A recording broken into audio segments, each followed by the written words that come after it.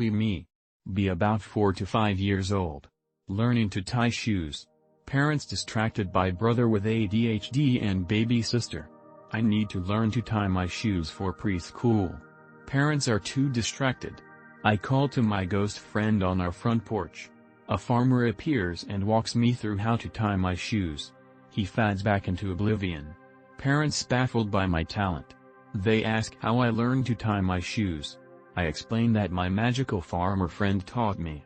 Parents think it's just an imaginary friend. I'd quit my parents thought but a ghost had taught me to tie my shoes. For reference, our house was built in the 1850s in southern Wisconsin. When my parents bought the house they met one of the original owner's grandkids, who at the time was 79 years old. They bought the house in 2007.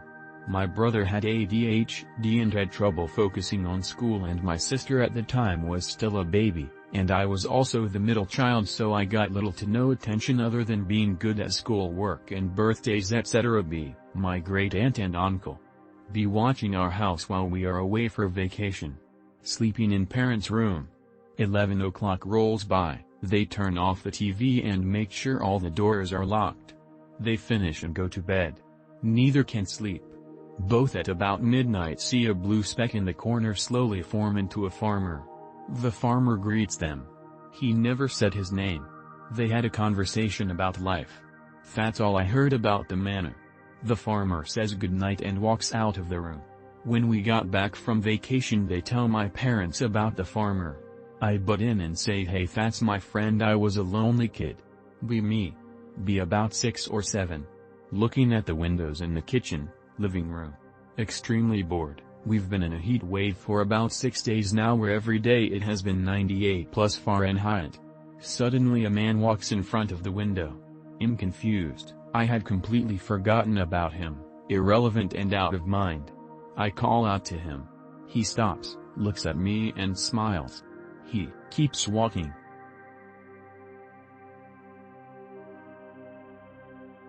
BTW, does anyone know what kind of ghost this guy is? I'm new to the ghost hunting scene. Anyways, there is more evidence later down the line, but so far he's just a farmer and he throws things and can talk. I know that's barely anything to go off, but there is more stuff later down the line.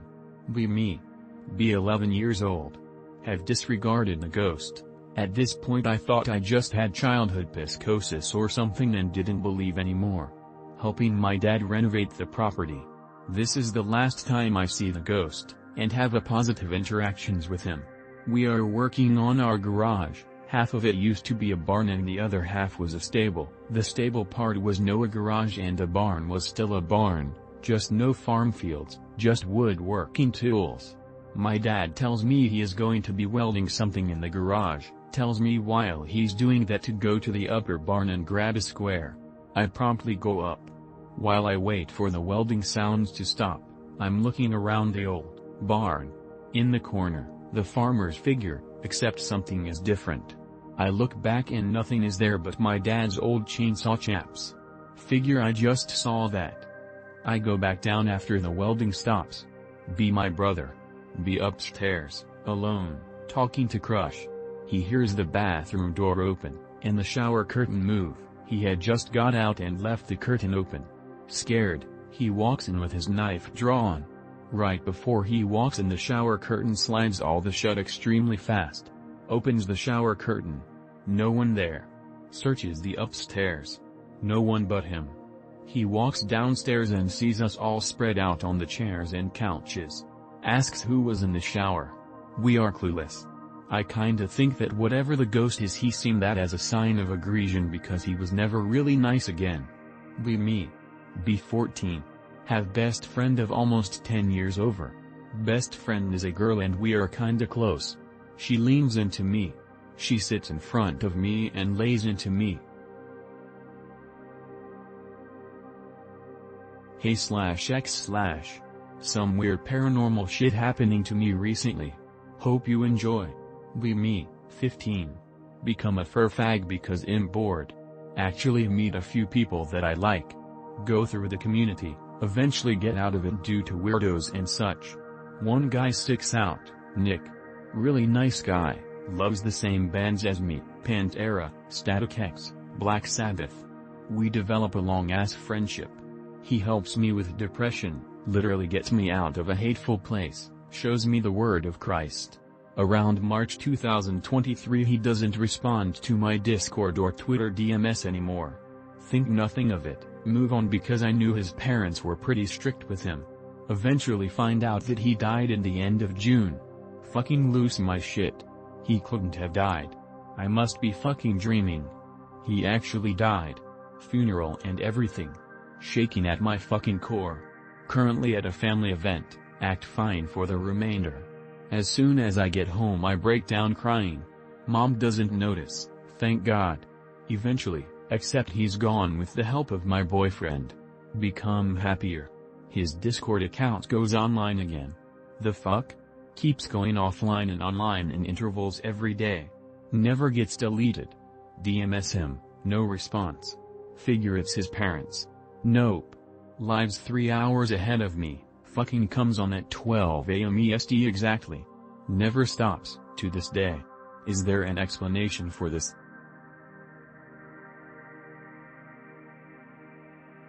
Be camping in Ottawa Valley with the boys. Stop off at Holy Well at foot of Mount St. Patrick, near Dacre, for the locals. Well was reconsecrated to Sulis in secret by World War II veterans returning to the area. MFW local Catholics think a picture of Sulis, among a half-dozen pictures of Mary, is an Imaginate Mary.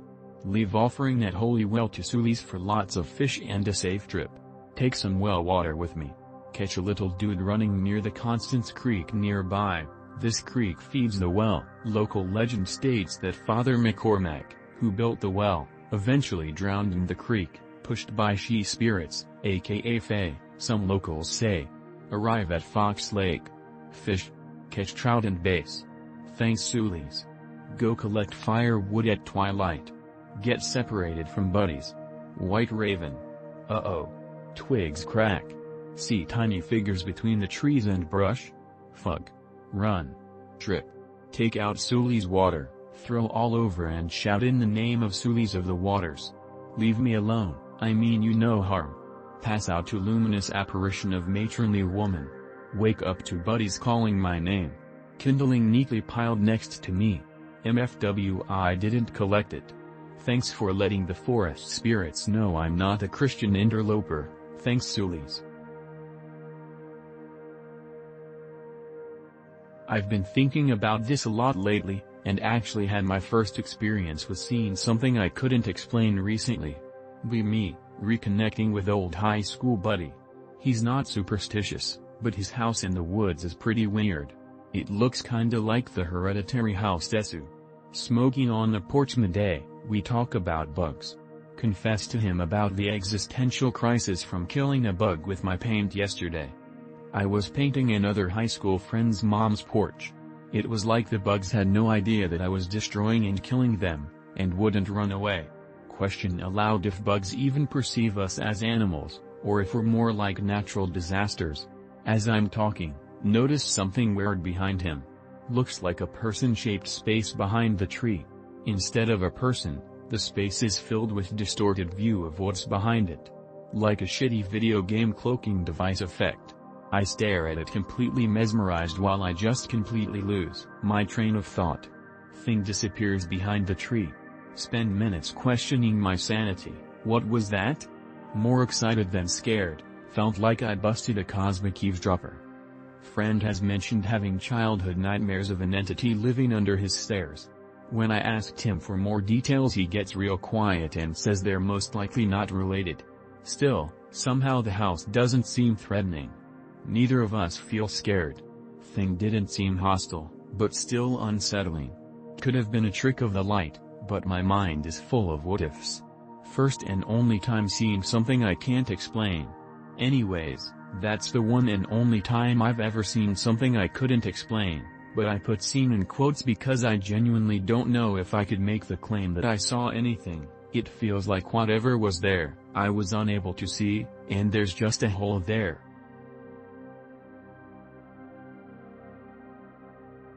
She hates her sister, she has tormented her for years. We are bored so she's playing Minecraft and I'm watching. Her sister and my sister are downstairs playing. From nowhere a loud snap comes from my sister's room. She moves away from me thinking it's her sister and she doesn't want her sister to bug her about us sitting together. I get up and walk in, she follows closely behind. There is nothing big enough to make a snap that loud except for an old tap dancing shoe right by the wall. We just shrug it off and go back to whatever. Be me. Be 14 again. Friend from before is going to Florida, I'm stressed because she is. I don't fall asleep until 11, I went to bed at 9. I wake up 2 a.m., coincidentally the same time as my friend had to get up to go to the airport.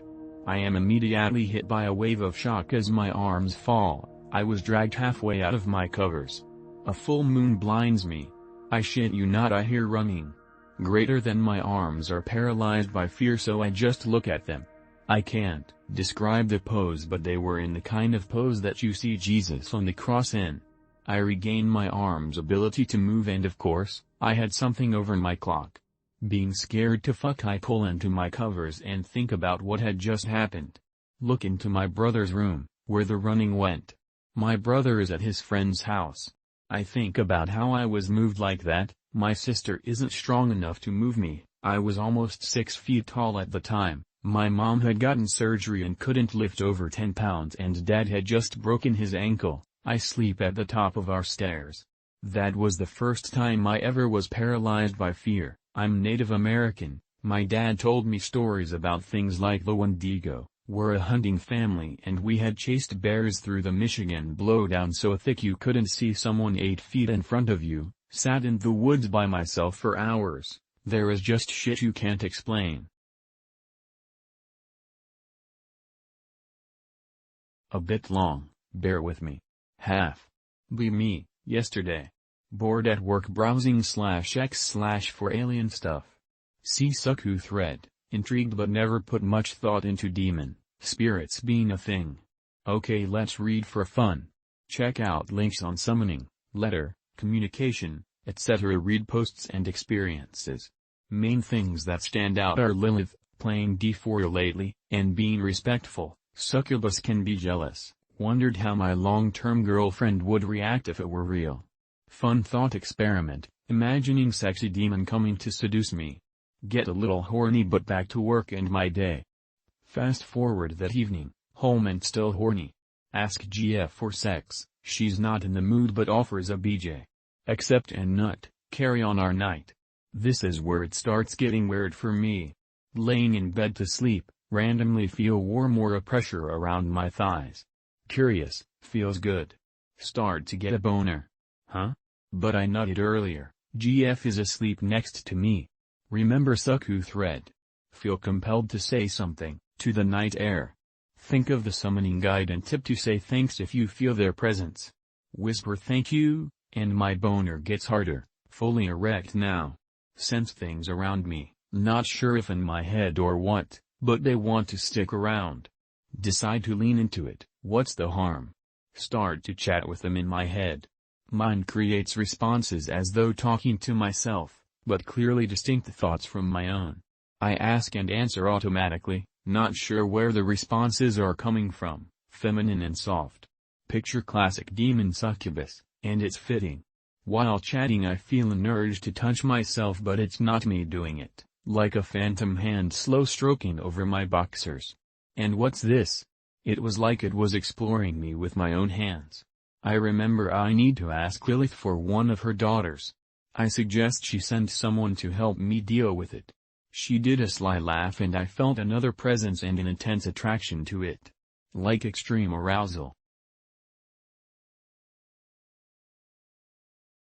Be me, night senior carer, a Leedsburg Wrangler, at a mental home. 3 staff to 8 highly dependent mentally disabled adults. Me and my colleague do the first round of checks, takes from 2,140 to roughly 2,240 as we have medicines and shit to check and need to make sure the patient's still breathing. All the rooms have alarms on the back doors, some internal doors too. Get to 7th room. Door is super stuck. Not locked mind, just very stuck. The fuck.mp3.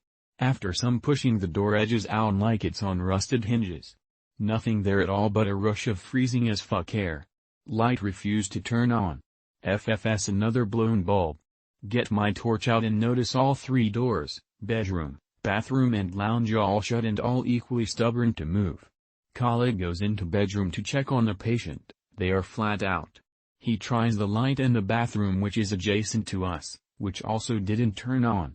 Oh well, I continue to the lounge. The door is once again stuck. That door can't be locked as there isn't a lock on it. MFW, I hear something move in the room. Force door open and shine torch in.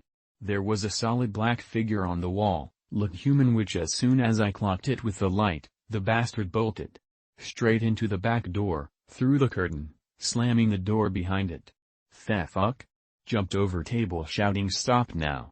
Reached the door and it's fucking locked. Only I had the key to it. No signs of foul play. We go outside, sweep garden with bright aft torches, there was nothing. No tracks in the grass, no one on the roof, no one hiding. Even if they did hide they would have to either jumped over a massive security fence, or ran back in somewhere. We kept it to ourselves until a week later where a new starter said she saw a really dark person down the corridor. Run down to where she said and yep motherfucker is peeking the corner. Gotcha this time bitch. Nothing there. No windows or doors to run through. No one there. It's just cold as fuck. Have you ever killed anyone with a curse? If so, are you willing to share the story? I believe I may have, accidentally sort of. Be me. Be in high school. Me and girl decide to go on date. We go camping. Dude who owns the campsite is super paranoid and older. Don't tell anyone you all camped here, I can get in trouble because you are underage. No problem bro. Girl tells a friend who tells a friend who tells their mom who knows the dude. Guy finds out people know. WTF man, I told you to keep it a secret. I am filled with the purest hate and rage.